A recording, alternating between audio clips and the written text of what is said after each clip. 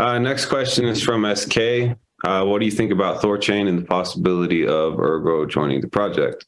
I think we actually had an offer to be part of Olympus DAO maybe a year ago. And, sometimes, that's not to say that's negative, but DeFi, in my opinion, is largely experimental, right?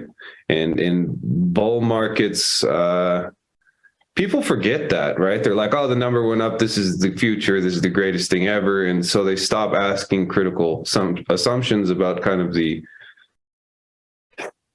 framework, how it works, the validity of it, the long-term viability of it. And so, our approach was always conservative, right? Because, if there is a cost and then somebody wants you to buy their token to participate, that's not really our goal as the foundation. Our goal as the foundation is primarily, development oriented.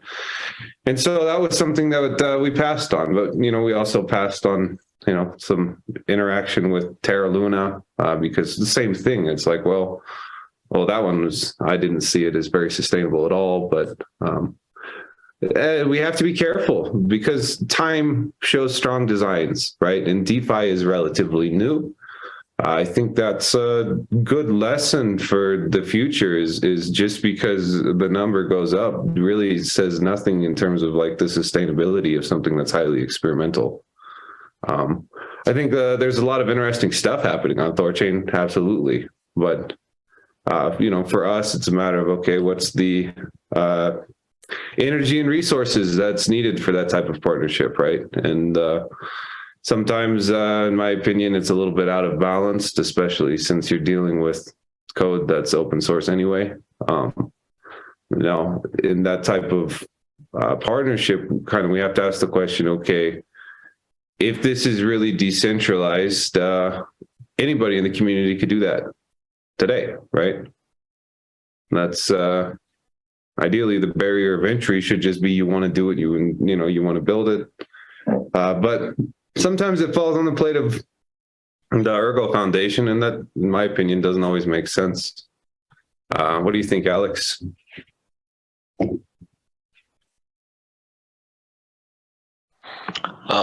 Yeah. So, talking about those DeFi partnerships, some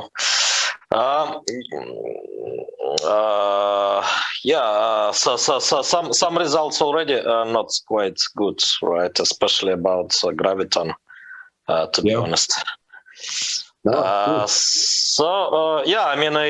It's hard to say, right? Especially during the bull market.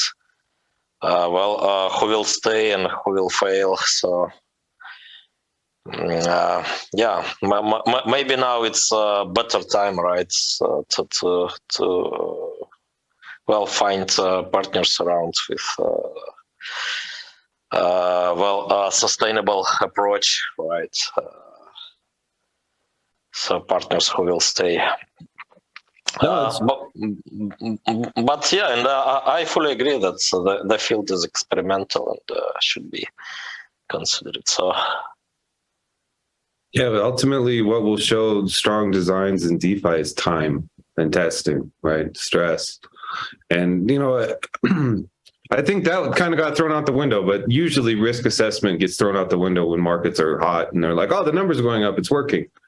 Right? It's great. It's the new thing. We certainly saw that with Luna this last cycle, where, the actual core assumptions that people need to really look at and say, okay, well, how does this work? Is this experimental? What are the risks? That goes out the window, right? And that's unfortunate.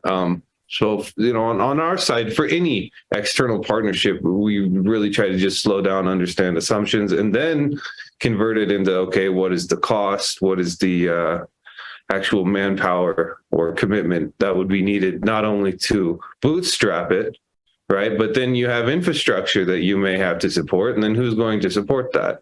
And, ideally, in my opinion, there's a profit incentive that pays for, the ongoing maintenance of that type of infrastructure, and that doesn't always plug in well on top of like the idea of a nonprofit framework.